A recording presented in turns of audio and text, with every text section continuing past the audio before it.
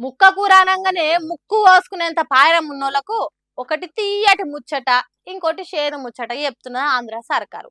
Chicken షాపులకు licence విధానం తీసుకొచ్చి ఫ్రెష్ చికెన్, స్టెరాయిడ్ సూదులెయ్యని చికెన్, తాజా మాంసం కస్టమర్లకు దొరికేటట్టు చేసే తీయటి ముచ్చటోటి చెప్పింది.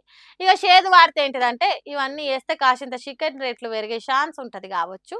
దాంతో వారానికి 3 సార్లు వండుకునేటోళ్ళు 2 సార్లనే ట్రైల్ చేసుకుంటారు కావచ్చు.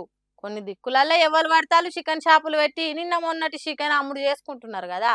హాగో అసొంటోళ్ళను కంట్రోల్ చేసేదానికి సర్కార్ లైసెన్స్ తీసుకుంటేనే షాప్ నడవనిస్తారట.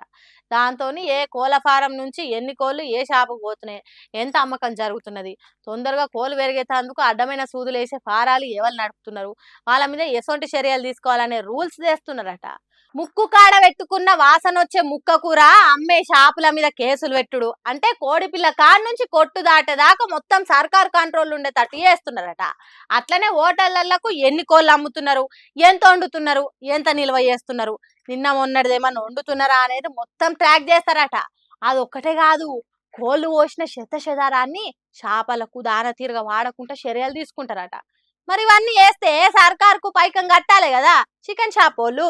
కాబట్టి ఎప్పటికంటే కొద్దిగా ఎక్కువ ముక్క కూర రేట్లు పెరిగే ఛాన్స్ ఉంటది. అయితే మాయ గాని ప్రజల ఆరోగ్యాన్ని పెంచే ఆలోచన చేసినందుకు సంతోషంగానే ఉన్నారట ఆంధ్ర ముక్క కూరను ముద్దుగా తినే ఆంధ్ర పబ్లిక్.